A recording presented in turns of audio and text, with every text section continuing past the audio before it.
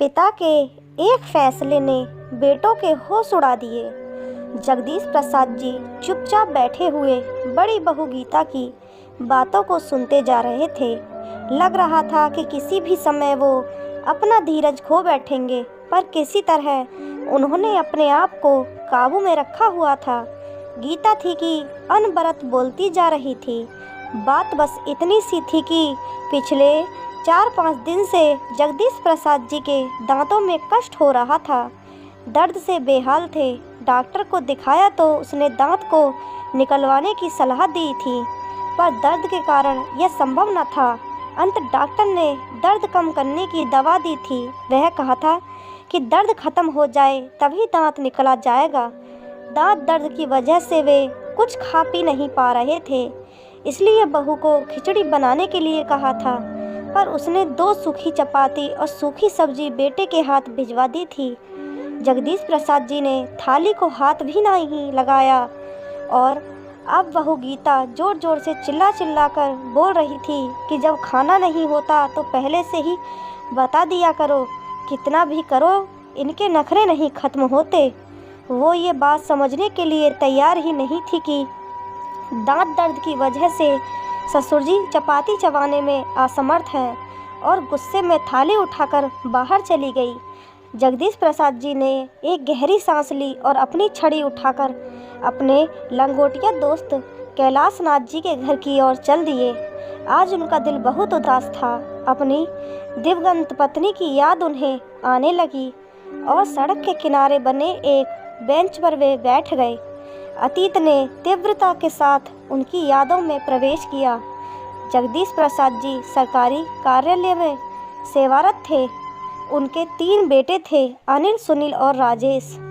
तीनों ही पढ़ने में अच्छे थे। उनकी पत्नी कांता एक कम पढ़ी लिखी लेकिन मेहनती व स्वाभिमानी स्त्री थी, जो कुशलता के साथ उनके घर का संचालन करती थी। मितव्ययता क्या होती है यह जगदीश प्रसाद जी ने पत्नी से ही सीखा था, इसलिए महीने के अंत में अपनी पूरी पगार वो पत्नी के हाथ में सौंप देते थे और खुद निश्चिंत हो जाते थे। घर के मामलों में वे कभी भी नहीं बोलते थे, पर पत्नी को जब भी उनकी सलाह की ज़रूरत होती तो वे हरदम उसके साथ होते थे। समय के साथ उनकी उन्नति होती गई और बच्चे भी अच्छी शिक्षा प्राप्त कर चुके थे। अपने जीवन काल में उनकी पत्नी ने एक जो सबसे अच्छा काम किया था वो था मकान बनवाना। शहर की एक अच्छी सी कॉलोनी में उसने अपने सपनों का संसार बसाया था। जगदीश प्रसाद जी ने ऑफिस से लोन लेकर कुछ दोस्तों से मदद लेकर पत्नी के इस सपने को पूरा किया। पहले मकान 1 मंजिला था, पर जब बच्चे बड़े हो गए तो जगदीश प्रसाद जी ने हिम्मत करके मकान की 2 मंजिलें और भी बनवा दी। उनके तीनों बेटों की शादी हो गई थी और तीनों बेटों के 2-2 बच्चे भी हो गए थे, और अब जगदीश प्रसाद जी अपने छोटे बेटे के साथ निचली मंजिल पर रहते थे। अनिल व सुनील दूसरी और तीसरी मंजिल पर रहते थे। रसोइयाँ सबकी अलग अलग थीं। बस त्योहार वाले दिन सब एक जगह इकट्ठे होकर त्योहार मनाते थे। मुँह से तो कोई कुछ नहीं कहता था, पर राजेश की पत्नी को बहुत तकलीफ होती थी कि सारे काम मुझे ही करना पड़ता है। दोनों भाभियां बस हाथ हिलाने के लिए आ जाती थीं। उधर दोनों का कहना था कि भाई रसोई तो तुम्हारी है तो तुम जिम्मेदारी भी तुम्हारी है, पर ये बातें कभी भी झगड़े का रूप धारण नहीं कर पाती थी, क्योंकि कांता जी खुद भी एक मेहनती महिला थीं, जो उम्र के इस दौर में भी चुस्त दुरुस्त थीं। सारा दिन कुछ न कुछ करते रहना उनकी आदत थी। इसी कारण काम को लेकर बहुएं ही उन पर निर्भर थीं। जगदीश प्रसाद जी जब भी अपनी पत्नी के साथ बैठते थे तो कहते थे कि अब हमें किसी प्रकार की चिंता नहीं है, पेंशन तो आएगी ही, बस आराम से गुजारा हो जाएगा। जवानी में जो सपने मैं तुम्हारे पूरे नहीं कर पाया वो अब करूँगा। और पत्नी हल्के से मुस्कुरा कर अपनी सहमति प्रकट कर देती थी। पर जगदीश प्रसाद जी का ये सपना कभी पूरा नहीं हो पाया और एक दिन पत्नी उन्हें अचानक छोड़कर हमेशा के लिए चली गई। जगदीश प्रसाद जी के तो जैसे दुनिया ही उजड़ गई, पर होनी को कौन टाल सकता है। जिस पत्नी ने इतने यत्न से मकान की नींव बनाई थी उसमें अब दरारें पड़नी शुरू हो गई थीं। हालात इतने बदल गए थे कि त्योहार के समय एक दूसरे को बधाई देने में भी सबको कष्ट होने लगा था।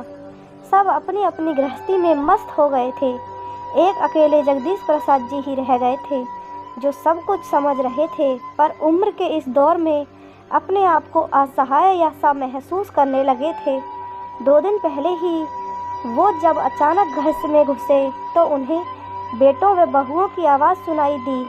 कौतूहल बस वे चुपचाप खड़े हो गए और उनके दुख का वे ठिकाना न रहा जब उन्होंने सुना कि तीनों बेटों ने उन्हें 2-2 महीने के लिए बांट लिया है। छोटी बहू को शिकायत थी कि जब मकान में सबका बराबर का हिस्सा है तो पिताजी की सेवा में भी सबका बराबर का हिस्सा होना चाहिए। मैं भी थोड़ा आज़ाद रहना चाहती हूँ, जो पिताजी के कारण संभव नहीं हो पा रहा। तकलीफ़ तो सबको हो रही थी पर कोई चारा ना था और अब जगदीश प्रसाद जी 3 हिस्सों में बट गए थे।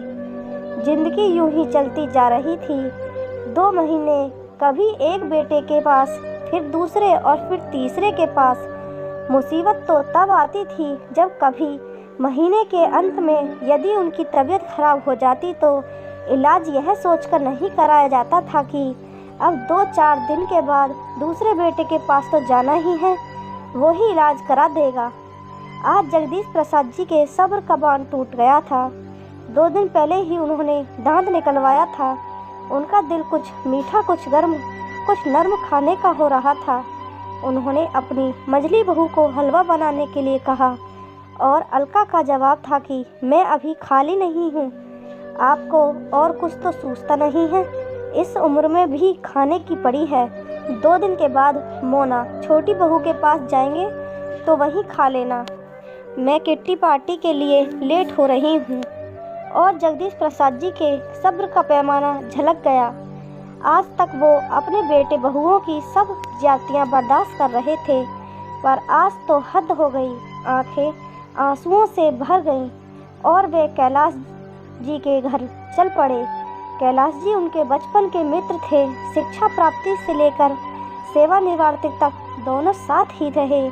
कैलाश नाथ जी थोड़े व्यावहारिक बुद्धि वाले व्यक्ति थे। वे दिल से नहीं दिमाग से सोचते थे। उन्होंने अपने दोस्त को कई बार समझाया था कि थोड़ा रौब रखा करो, किस बात की तुम्हें कमी है, मकान अभी तुम्हारे नाम है। बेटे बहू जब भी सिर पर बैठने की कोशिश करे तो धमकी दे दिया करो कि किसी को भी हिस्सा नहीं दूंगा।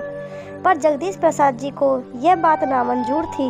उनका कहना था कि जब मकान बनवाया ही बच्चों के लिए है तो ऐसा सोचना किस लिए। लेकिन आज उन्हें लग रहा था कि अब कुछ करने का समय आ ही गया है। कैलाश नाथ जी से सलाह मशवरा करके जगदीश प्रसाद जी घर आकर पत्नी की तस्वीर के सामने आकर खड़े हो गए, जैसे मन ही मन उनसे विचार विमर्श कर रहे हों। एक दृढ़ निश्चय के उनके चेहरे पर आया और वो भूखे पेट ही सो गए। किसी ने भी उन्हें खाने के लिए नहीं पूछा। उन्हें पता था कि उनके तीनों बेटे पत्नियों के साथ गर्मी की छुट्टियों से बाहर जा रहे हैं। किसी को भी यह ख्याल नहीं था कि पिताजी का क्या खाएंगे, कैसे रहेंगे। जगदीश प्रसाद जी ने भी कुछ नहीं कहा। उन्हें अपनी योजना को अंतिम रूप देने का अवसर मिल रहा था। वो चुपचाप शांत भाव से बैठकर सबकी तैयारियां देख रहे थे। वैसे भी उनका मानना था कि जब बेटे की माँ बाप को नहीं पूछते तो बहुओं से क्या उम्मीद रखना। बहुओं तो चाहती ही हैं कि किसी की सेवा न करनी पड़े। वे तो पति और बच्चों में ही अपना परिवार देखती हैं। सास ससुर उन्हें बोझ लगने लगते हैं। वे अपने अधिकारों के प्रति तो सचेत रहती हैं, पर अपने कर्तव्यों की तरफ से आंख मूंद लेती हैं। सबके जाने के बाद जगदीश प्रसाद जी अपने मित्र के साथ प्रॉपर्टी डीलर के पास गए। प्रॉपर्टी डीलर कैलाश नाथ जी के पुत्र का खास दोस्त था।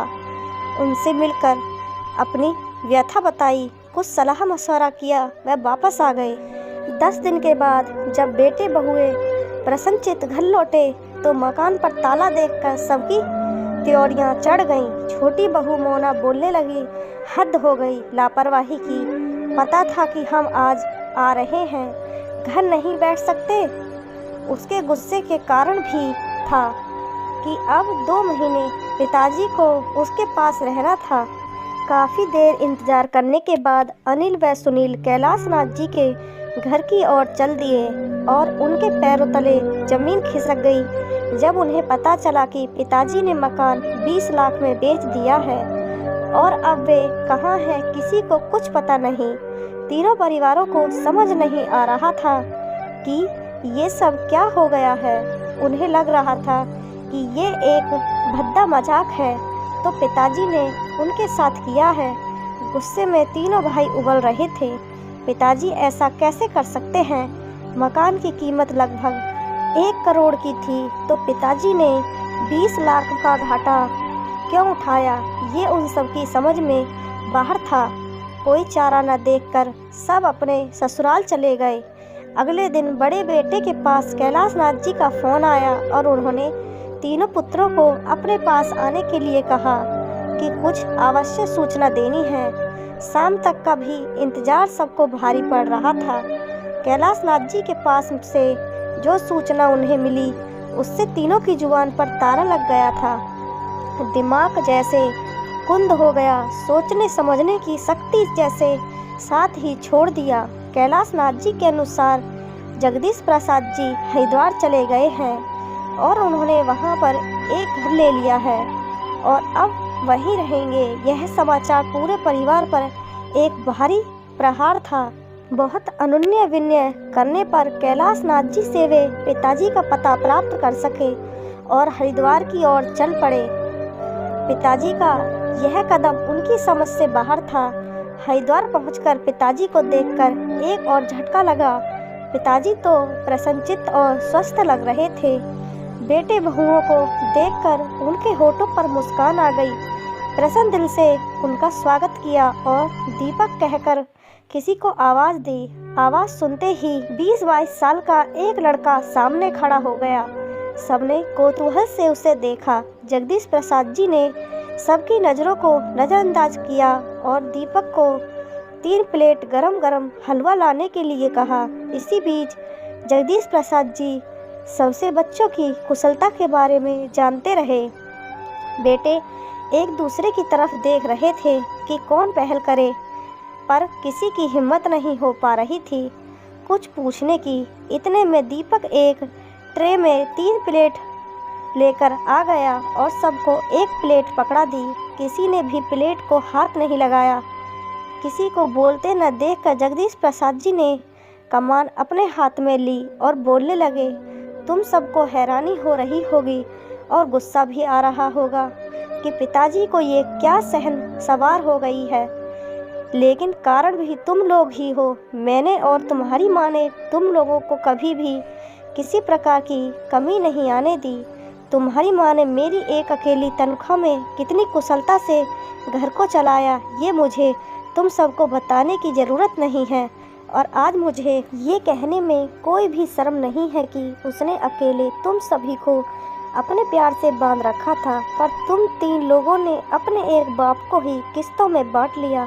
पर चलो कोई बात नहीं, कम से कम 2 वक्त की रोटी तो शांति से दे सकते थे, पर वो भी नहीं हो पाया। पार्लर और किट्टी पार्टी में जाने के लिए सभी के पास वक्त था, पर मेरी 2 रोटियां सबको भारी पड़ रही थीं।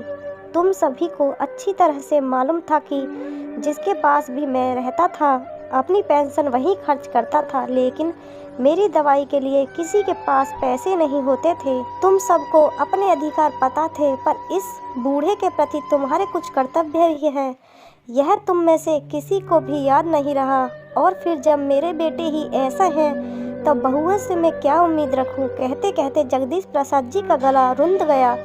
तीनों बेटे बहुएं नजरें झुकाकर बैठे रहे। जगदीश प्रसाद जी ने दोबारा बोलना शुरू किया, मेरा ये फैसला तुम्हें पसंद नहीं आएगा, यह मैं जानता हूँ, पर इसके जिम्मेदार भी तुम लोग हो। तुम्हें पता चल गया कि मैंने मकान बेच दिया है, 20 लाख के घाटे में बेचा है, पर मुझे इसका कोई मलाल नहीं है। 5-5 लाख में अपने पोते पोतियों के नाम से फिक्स डिपॉजिट करा दिए हैं, जो उनके बड़े होने पर उन्हें ही मिलेंगे। मैंने यह घर खरीद लिया है। 2 कमरे, किचन, बाथरूम, टॉयलेट, सभी सुविधाएं हैं। उनमें जो कमी थी वो मैंने जुटा ली है। मैंने इसके लिए आश्रम को 14 लाख दे दिए हैं। मेरे मरने के बाद यह घर आश्रम की संपत्ति हो जाएगा। अभी अभी जिस लड़के को तुमने देखा है वो एक अनाथ लड़का है जो अब मेरे साथ रहता है। मैंने एक स्कूल में उसका नाम लिखवा दिया है, पढ़ता भी है और मेरी सेवा भी करता है। 2 लाख मैंने इसके नाम से भी जमा करा दिए हैं। बाकी जो बचा, कितना बचा उसका हिसाब तुम लगा लो। मैंने बैंक में जमा करा दिए हैं। बैंक में जो इंटरेस्ट आएगा उससे मेरा खर्च आराम से चल जाएगा। मैं अपना खर्चा आराम से चला लूँगा। अब तुम लोगों को मेरी तरफ से पूरी आज़ादी है, जैसे चाहो वैसे रहो।